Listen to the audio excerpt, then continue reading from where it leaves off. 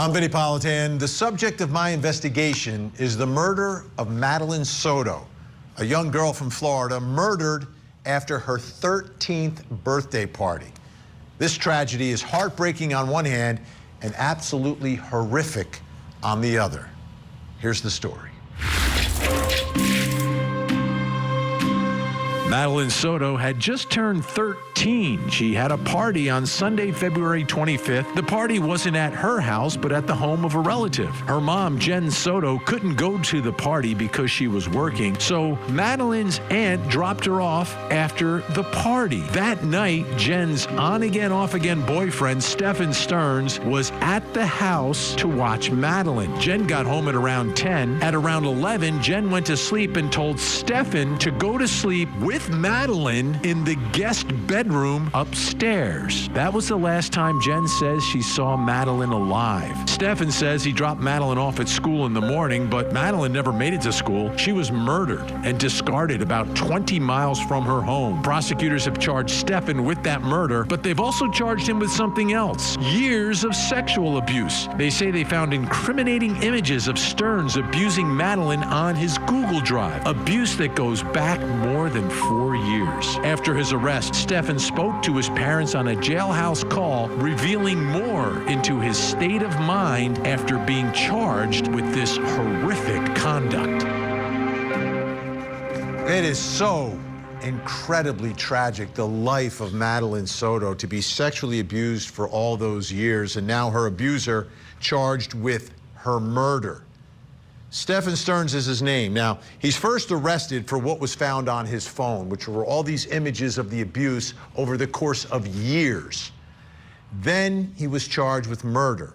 Well, there was a phone call between Stephan Stearns and his parents. His father spends most of the time on the call, but I want to take a listen to a piece of that call because there are parts of it that have raised a lot of questions. I wish there was a way that,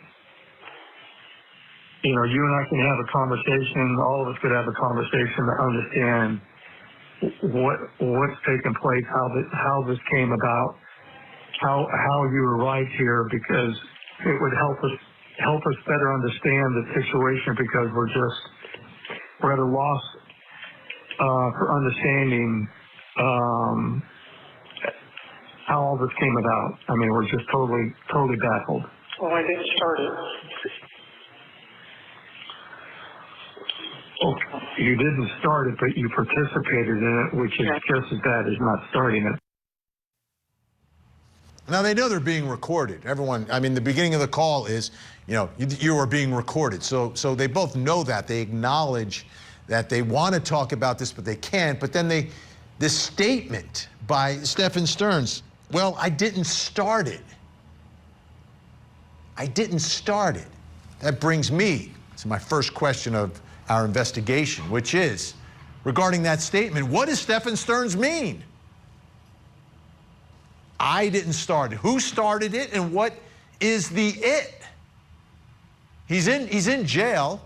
He's in jail for two things: facing charges of the abuse over the course of years and for the murder. So what does Stephan Stearns mean when he says, well, I didn't start it?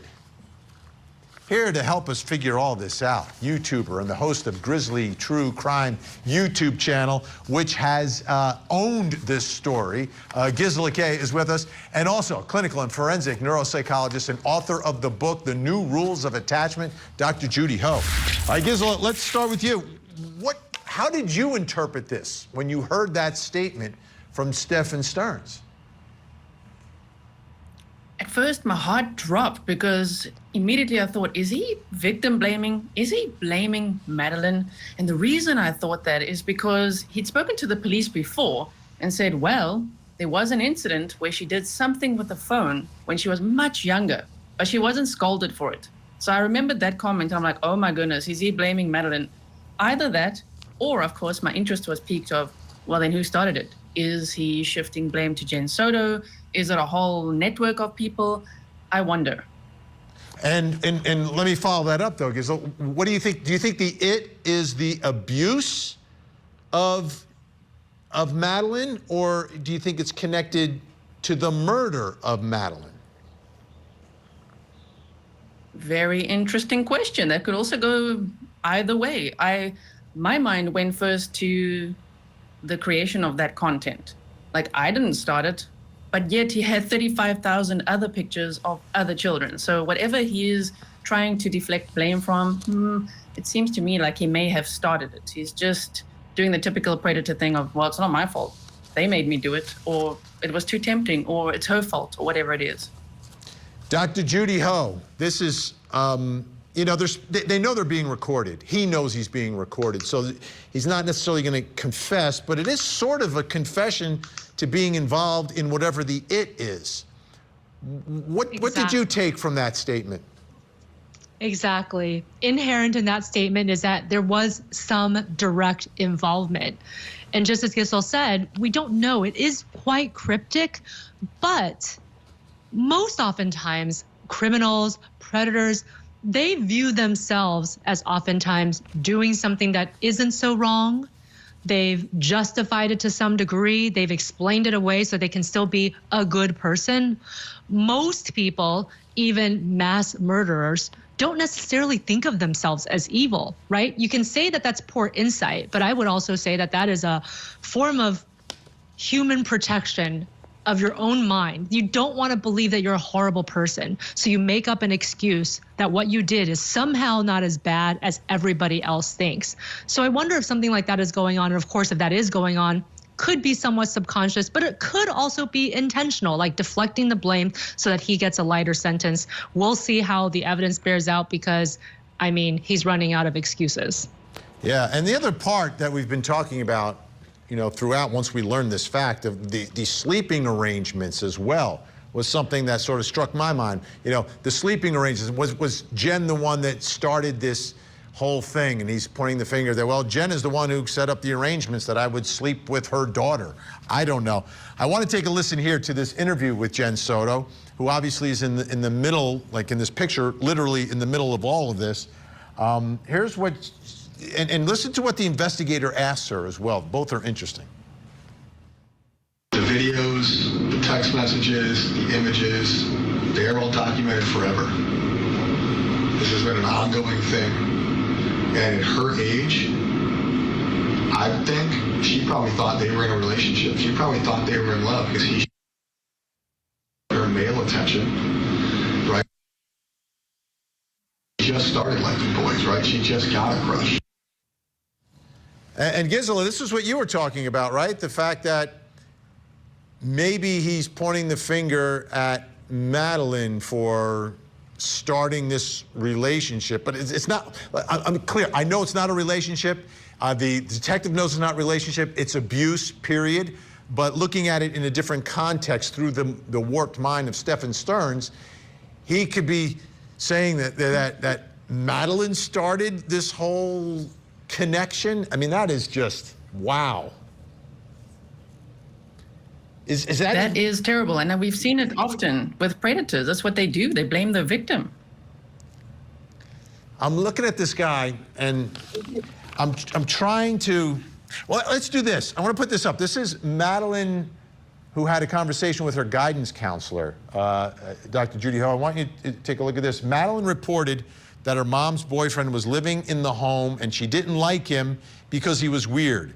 When she pressed Madeline about why she felt he was weird, she claimed it was because he ate all their food, hangs out in their living room, and makes her feel uncomfortable. Madeline reported in December that mom's boyfriend was moving out of the home, and that made her happy. I find that is very compelling. This is like the first time we're getting something from Madeline that hasn't been filtered through Stephan or Jenn Soto. What are your thoughts there, Dr. Judy Ho? Well, Vinnie, I think that it's not completely uncommon that a child may not like their parent's partner. You know, obviously, sometimes when parents split up, they're kind of hoping that maybe their mom and dad will get back together, or they just don't like somebody else in the house taking attention away from them. Of course, that could be somewhat normative. Of course, hindsight now is 2020, and it's like, well, what do you mean by weird, that you felt uncomfortable with this person? I wish we would have more of the therapist notes and what she said, Did the therapist press a little bit and say, well, what do you mean by weird? Tell me more about that. It doesn't sound like in this particular conversation, Madeline disclosed anything that would be inappropriate. But that also is not uncommon because many times children do not report sexual inappropriateness or sexual assault until much later or sometimes even never. Gisela, the other part of this conversation that I took away from it between really the father-son part of it, is that the father absolutely believes his son is responsible for all this stuff. I mean, getting very, very little sympathy for his son in this predicament, but he's just trying to understand how all this actually happened. Is that what you took away from it? I think so. I mean, in that call, because we've obviously seen lots of interviews and read emails and things between Stephan and his parents, and it's, up and down. Sometimes, they say he's a monster. Other times they love him to bits, of course, because he's their son. But it did seem like the dad was really holding him accountable. Like, why did you want me to come through? Why were you wasting my time? What were you doing? Maybe we can have a conversation at some point. But of course, Stephan has to, as his lawyer said, keep his mouth shut until the trial. All right, coming up next, we've got a lot to get to. Why did Stephan Stearns go to the storage unit? I had wanted to grab a few things and get my ducks in a row, kind of prepare myself for whatever was coming. We are in Georgia for the trial of a wife who's accused of killing her husband and then burning his remains. We see the opportunity and the motive, money, sex, new life. Gary Ferris was a very prominent Atlanta attorney. It is common knowledge that they had affairs. Defendant murdered and desecrated her own husband. The Burn Pile Murder Trial. Live coverage weekday mornings, 8, 7 Central on Court TV.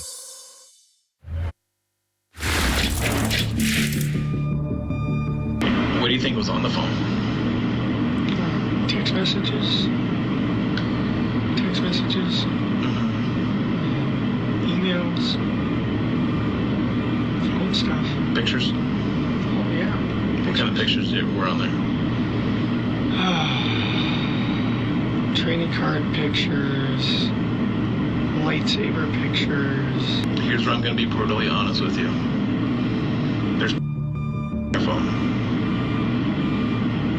And I'm pretty sure you know what some of those pictures are about. Should I be talking with a lawyer right now? Yeah. And he knew what they found on his phone, which are all these incriminating pictures of the abuse of little Maddie Soto through the years. Not just at the time, her 13th birthday. We're going 4 years plus backwards in time. She's a little girl.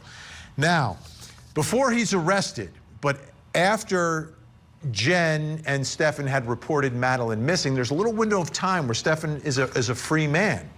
And one night, he takes a trip down to his parents' house and then to the parents' storage unit. And that comes up in the conversation with his father, because his father had set him up with a hotel room to keep away from the media, etc. The house was a crime scene. So he had set them up in a hotel. And then Stearns gets in Jenn's car, goes down to the parents' house in the storage unit. Take a listen. There's some explanation why you left and went where you went? I was driving around. Okay, understood you were driving around, but they know where you were driving around. Yeah.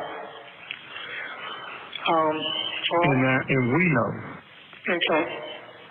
I had wanted to grab a few things and get my ducks in a row, kind of prepare myself for whatever was coming, but I couldn't find what I was looking for. The old ducks in a row. The old ducks in a row. So he goes to the store. This is an important question, I think, because this is at the point where Maddie's missing. He's still free, hasn't been arrested. So what are these ducks in the row? Brings me to my next question, which is, why did Stephan Stearns go to the storage unit? Back with us, Gazella K and private investigator with more than 2 decades of experience, Jason Jensen. I want to put a couple other pieces of information out there for everyone. Here's Stern's dad speaking in his interview on Hidden True Crime, and he explains what was going on with one of the computers at the house. Take a listen. I said, hey, look, there's a desktop computer at home. Maybe you guys should come get it. He said, okay, we'll make arrangements to do that. Only to find out that the hard drive was removed from it. I know it was there Sunday morning when he left, because I told the police that after I found that out. So he purposely removed that hard drive. Why? So you've got a missing hard drive from one of the computers in the house, and then you've got this. This was written by a detective. I contacted Chris, meaning the father, by telephone, who stated he was cleaning out the storage unit he had on Executive Avenue. Chris stated he opened one of the storage bins and located a hard drive that would be normally housed in a desktop computer. Chris stated Stephan must have gained access to the storage unit when he made the trip to Northport on 2/28/24. Gisela, what are your thoughts about this trip to the storage unit and the ducks that need to be put into this row? I think the trip to Northport itself is interesting because his dad had just come from there to support him. So off he went, and apparently, yes, he went to the area of the storage unit, I'm sure, to hide hard drives or maybe dig around in boxes there for other flash drives and things like that. But he also apparently went close-ish to the home, maybe to connect to the Wi-Fi, to access his Google Drive, to delete all of that digital evidence as well, seeing as the police already had his phone. So I think he started panicking about, those ducks in a row is really deleting everything that he possibly had. Yeah, Jason Jensen, this makes him look so guilty and sort of in a panic mode at this point. Oh, exactly. He's trying to clean house, trying to minimize all the things that he's doing that's illegal, and obviously possession of child pornography is a federal offense. So if anything else, he's trying to avoid detection for that particular set of crimes. But given the fact that there is a missing teenager, discovery of that would actually tie him to having a motive why Madeline would disappear. For instance, that he was modeling for additional photography, which is later discovered in his Google account that he had images of him abusing Madeline for years. And he thought those images, Jason, were the ones that he was able to delete through the old accidental factory reset. Exactly. But, of course, it doesn't clear anything up that's on the servers at Google. So there you go. Yeah. So, Gisela, as we look at the way Stearns was acting and reacting, at first we saw him do those TV interviews where people were a little creeped out by the way he was acting. We've seen the body camera footage as well. What's your overall take on the demeanor and actions of Stearns between the time that Madeline goes missing and when he is arrested? I mean, it's just another dumb criminal. That's all I get from it is he's trying to cover his tracks and be cool and act believable, but none of it was coming across that way. I mean, to me, he was a red flag from that first media interview that we saw when he was cracking his knuckles behind Jennifer Soto and trying to control the narrative, all of that, the drives up and down in different cars. I mean, but the whole time he's wearing his Fitbit as well. Ridiculous if you think about it now, what he was doing and what we know he was actually up to. Jason Jensen, when you look at this and you look at the allegations, do you think this appears to be a crime when we talk about the murder that was planned out, or something that happened and all of his alleged actions are sort of reacting to a situation that he wasn't necessarily expecting to occur? Well, yes, exactly. As minors of child abuse of this nature, as they grow up, as they go through school, high school and whatnot, and they interact with others and learn that this kind of behavior with a stepdad or a boyfriend or anything like that is illegal, all of a sudden they realize, oh, I have to report this. So it wouldn't be surprising to me, because it happens in other cases, the victim mentions something about, hey, what you're doing is wrong, and that person panics, it's like I got to silence this person before I go to jail forever. And Gisela, the overall takeaway from Stearns in this initial phone call, do you get the vibe that he understands the severity, that he understands that he's not getting out of prison, or is he holding on to some delusion that he's going to be walking out as a free man? Yes, I think the latter. It sounds like he thinks he's going to get out, that he's going to need his social security card. You know, he wants to know where his toy boxes are, literally so much.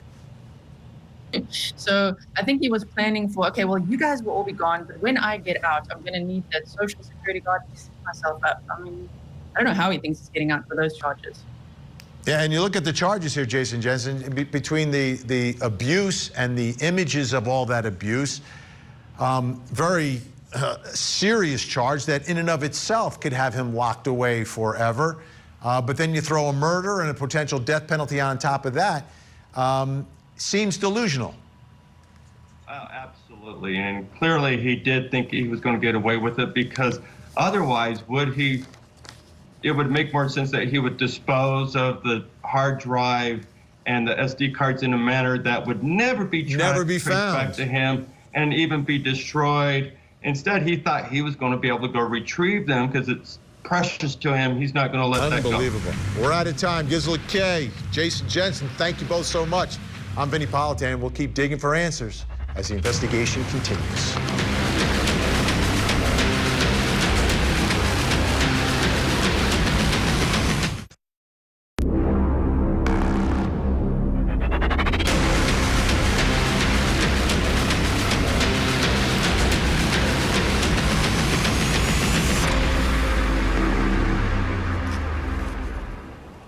I'm Vinnie Politan. We continue our investigation of the murder of Madeline Soto, who had just celebrated her 13th birthday when she was killed. What happened to this young girl was unthinkable, as there was no adult capable or willing to protect her. Here's the story.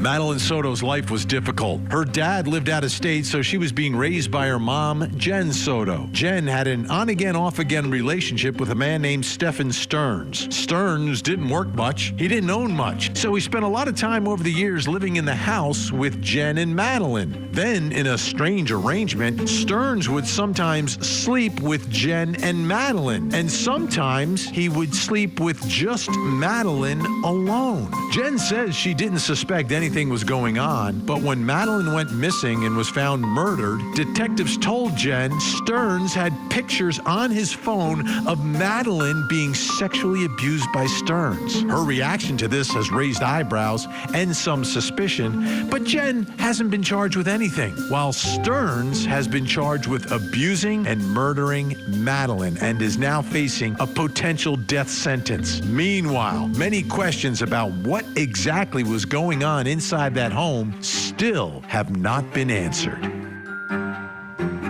Now, in our investigation of this case, we've received a lot of documents from the investigation.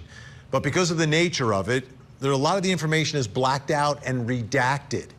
And sometimes those redactions add to a little bit of confusion about exactly who is being spoken about. And one of those instances involves a piece from the investigation involving a text message about a decision coin. Now, this is from December 16th of 2023. Redacted sends a text message to Stephan that contained a photograph of two coins. The coins had the inscription of New Parent Decision Coin and appeared to be from Amazon.com.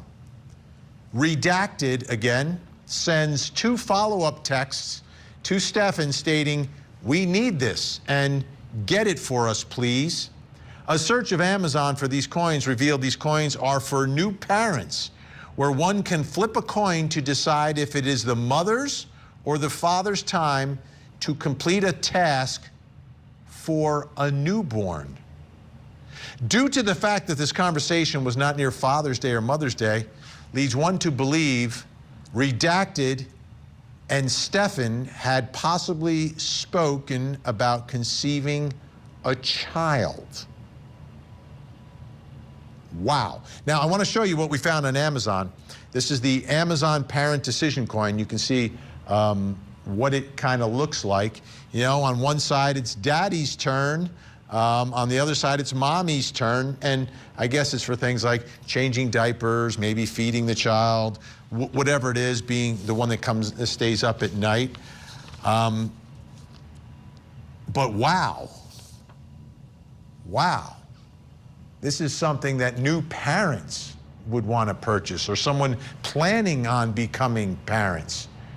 Which brings me to my next question in this investigation. Who sent this message to Stephan Stearns? Who was perhaps talking about conceiving a child with Stephan Stearns?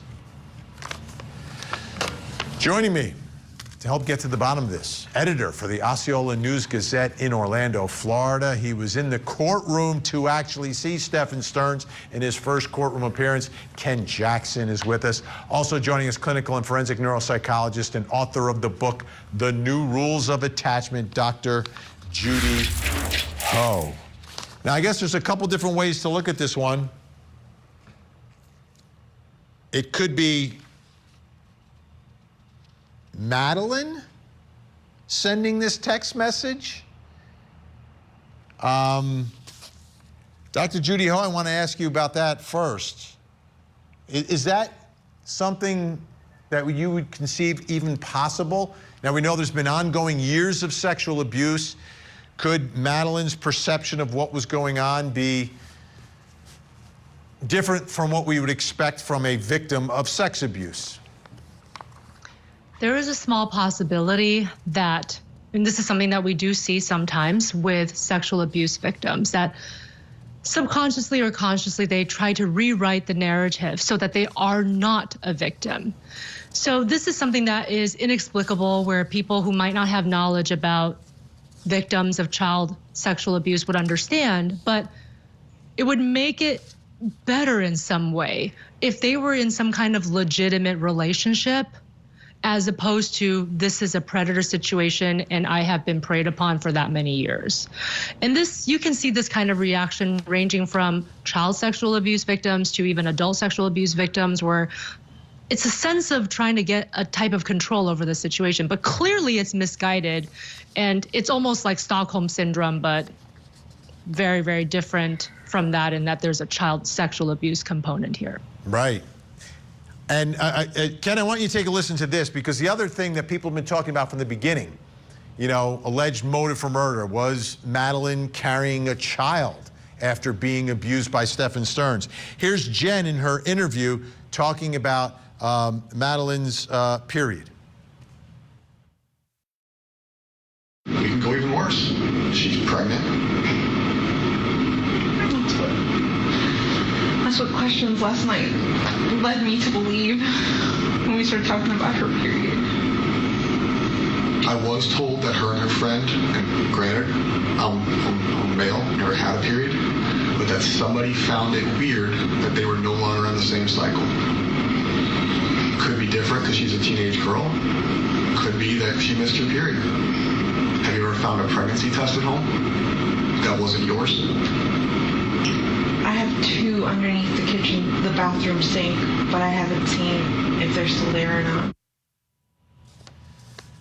All right. Now, we also have, and it was referenced by the detective there, Madeline's friend, speaking about the menstrual cycle. She had previously mentioned her and Madeline, this is Madeline's friend, may have been on the same cycle, meaning they got their period at or near the same time monthly. But this juvenile clarified that Madeline got her period in January, but she didn't know if she got her period in February or not. Actually, that redacted may be Jenn there. Again, the redactions get sometimes confusing. So Ken, what are your thoughts here on the prospect? Because this is, a lot of people have been talking about this, right, as a potential motive, but we haven't heard or seen any evidence that Madeline was carrying a child. Right. I mean, this was something that had been speculated early on, that it would create a motive, that Madeline was potentially, pregnant, and was it Stephan's? And we didn't really hear much about that in the last couple of months, as some of these audio pieces have come out with Jenn, with Stephan, with the roommates. This new piece with the coins is what connected me back to that. Now, granted, it's been weeks since we even brought up the possibility of her being pregnant, but these coins are these mommy's turn, daddy's turn, Amazon coins, and you have either now you can see through the redaction, a longer first name and a shorter second name. That could be Madeline Soto, that could be Jennifer Soto. Someone saying, we need these, get these. That ties us back now to that as being a strong, maybe not a strong possibility, but more likely than zero. And the other part of this is that Jenn Soto, they were not like boyfriend and girlfriend at this time, right? It was something strange evolving in the relationship between Jenn and Stephan, but I don't think they were sexually active. So why would they be looking for these? I will play this piece though. This is from Jenn's police interview, describing their responsibilities towards Madeline as the child, not a newborn, but as a child. He's not a very clean guy. He's kind of a little hoarder, a collector. So just my house was always a mess and never the way that I wanted it to look.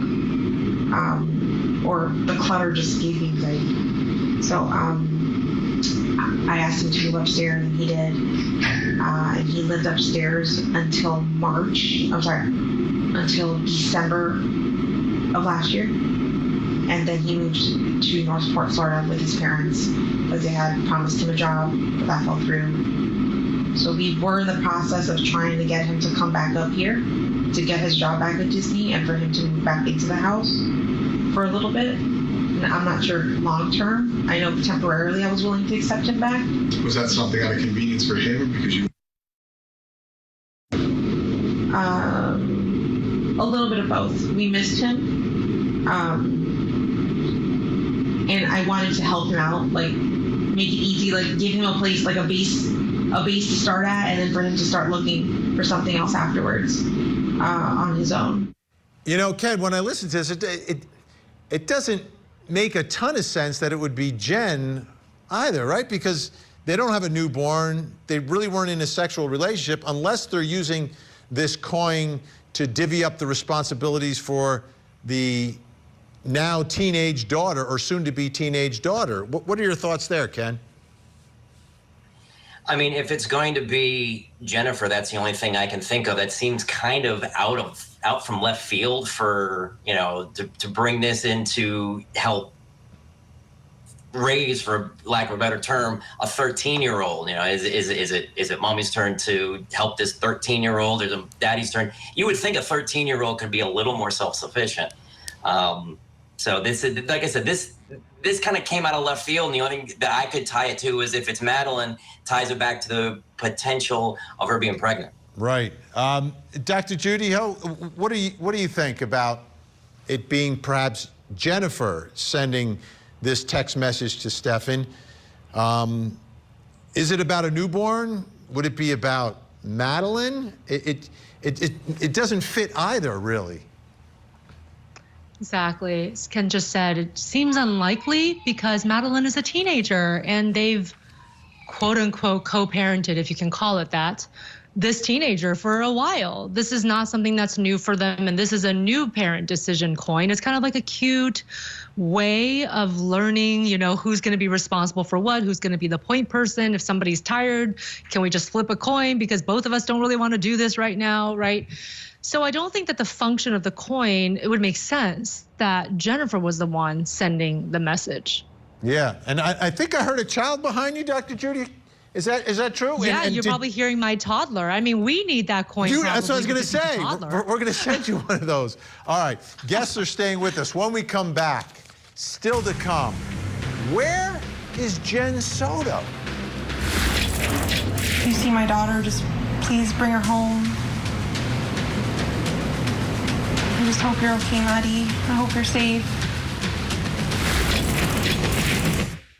of the most successful true crime TV shows ever. This is crazy. Now has a new home on America's original true crime obsession, 48 Hours on Court TV. Coming up next on Court TV. On the next Interview with a Killer. You created the plan. I didn't actually shoot her. You did murder her, though. Yeah. So what's the difference? Interview with a Killer. New episode Sunday, 8, 7 Central, only on Court TV. If you see my daughter, just please bring her home. I just hope you're okay, Maddie. I hope you're safe. I hope you're not hurt. I just hope she's okay. When Madeline first went missing, Jenn, her mom, was very public and spoke to the public and went on television, did interviews as the search began for her daughter who was missing. But since her daughter was found and Stephan Stern's been arrested and charged, we really haven't heard from her. Now, when Stephan Stern spoke to his father in that jailhouse call, the subject of Jenn Soto came up during that conversation. Take a close listen. No, I was wondering if you had any updates or anything. Nope, we haven't heard a thing. Just, speculation that she's been put in an institution and hiding in an institution. At her lawyer's request. Yeah. I mean, are you cooperating with police about her participation in any of this stuff? There's been no opportunity for me to cooperate with anything. Okay, so she's in an institution. At least there's speculation that she was in an institution. Jenn Soto, have some sort of a mental breakdown, which brings us to our next question, which is, I think one everyone's been asking, where is Jenn Soto? Where is she? Where did she go? How is she doing? Still with me, editor for the Osceola News-Gazette in Orlando. And he was in the courtroom to see Stephan Stern's Ken Jackson, and also clinical forensic neuropsychologist, author of the book New Rules of Attachment, Dr. Judy Ho. All right, Ken, you were in the courtroom. Stephan Stern's finally showed up for one of these, and I know we have a picture of him because we haven't seen him. Was Jenn Soto in court that day? She was not, and frankly, I think it was kind of a surprise to see Stephan Stern's in court. I was not expecting that. I was going there to hear from the defense and see if there was anything that we could ask counsel. What I have heard I've heard the speculation too that she's in a mental institution. More plausible that she's staying with family. What I have heard on good confidence is that her lawyer or her legal team has instructed her to, quote, stay lower than low. So, but yeah, we did see, like I said, it was kind of a surprise that we saw Stephan in court at his hearing. The hearing itself lasted maybe 10 minutes. He was let in literally right before his case came up. He's stood there to hear charges and hear that there's about 100 and some depositions that need to be taken, and very few of them have been. And he was there in front of the judge, and when the hearing was over, he was let out almost immediately. Any observations? Did he speak at all? He did not speak, didn't really show any sort of emotion. He was present, is the best word I can use. Wow. He was there. Hair was neat. Beard was trimmed, because we've seen him we've seen that beard sort of in different stages. But like I said, I wasn't aware he was going to be there until literally when they led him around the corner to the jury box. He sat for a minute or two. His case was called. He stood up. He approached the microphone, but he did not speak. All right, Dr. Judy Ho, let me ask you first, if any of that speculation is true that she's institutionalized or in an institution, how do you end up in one? How do you get out? And what are sort of the parameters of that type of treatment? Well, there's different versions of a psychiatric treatment center. Some of them are lockdown centers where the person cannot leave. they don't have the decision making to leave possibly, or it's just the policy of the facility that, you know what, you are here and it's involuntary. That's very hard to do. It takes a high legal bar usually for that to happen. And the treatment providers actually have to go to court and ask for that. Most of the treatment centers nowadays, even if they're called psychiatric institutions, are actually leave at will. And certainly if somebody loses their child, that could cause you to have essentially a psychological breakdown. You'll need this kind of intense treatment. But I guess there's a small part of me that's a bit of a cynic, and I'm just hoping that that is not something that's done on the advice of the lawyer to make it look like, look at this is a grieving mom. She's too incapacitated to even deal with all of this. Please have pity on her. I don't know which version of the story it is right now, Vinnie. Maybe I've been working with you too much and hearing these stories too much, but I hope it's not the latter. Yeah, exactly. I want to play one other piece of Jenn's interview, because this one, I can't get this out of my head. And everyone, anytime we talk about the story, always talks about Jenn's potential involvement in all of this, what she knew, when she knew it. So let's play it one more time. This is from her police interview, and the name Woody Allen comes up. I've always told him that my biggest fear is that this would turn into a Woody Allen situation where the stepdaughter or the dad grooms the child and the child then turns 18 and ends up running away with him. I told him like that was my biggest fear and I don't ever want that happening. Like, you can't do that to me. Like, why would you say that to him? Because I never trusted. I grew up being told never trust a man. My mom put that in my body, never trust a man. I can't get over this statement. Dr. Judy Ho, you know, it's like, she's saying that she's always telling herself, watch out for the Woody Allen situation, and the abuse was happening under her roof. I can't put those two things together. If it's something you've thought about, if you've actually thought about it, and then it actually happens and you're oblivious to it, is that possible? I have a really hard time believing that it is, Vinnie, because as you've already covered, they were bed sharing for a long time. So if you have this suspicion and your mom said, never trust a man, and you're thinking in the back of your head that this could potentially be a Woody Allen type situation, why would you allow your boyfriend to co-sleep with your child who is vulnerable to exactly what your mom was trying to warn you towards, and for something that you've had in the back of your mind because of this celebrity reference? Yeah, and before we run out of time, we have about 15 seconds left here. Ken Jackson, and it looks like Jenn Soto's role right now is as a potential witness in all of this. You would think. I mean, you would think that she would be a witness when Stephan Stearns finally goes to court here, scheduled in the 60 CSAM charges, it's scheduled for February. You would think her testimony would be key in convicting Stephan Stearns. Absolutely. Big thank you, Ken Jackson, Dr. Judy Ho, appreciate it. Wow. Jenn Soto's not been charged with anything, and police say she's not a suspect. In fact, she is, as Ken said, likely the most important witness in the death penalty case against Stephan Stearns. Now, despite that, many in the public have questioned her actions, and it's very likely that the jury will also question her actions. But thankfully, none of that will impact the case against Stephan Stearns. I'm Vinnie Politan. We'll keep digging for answers as the investigation continues.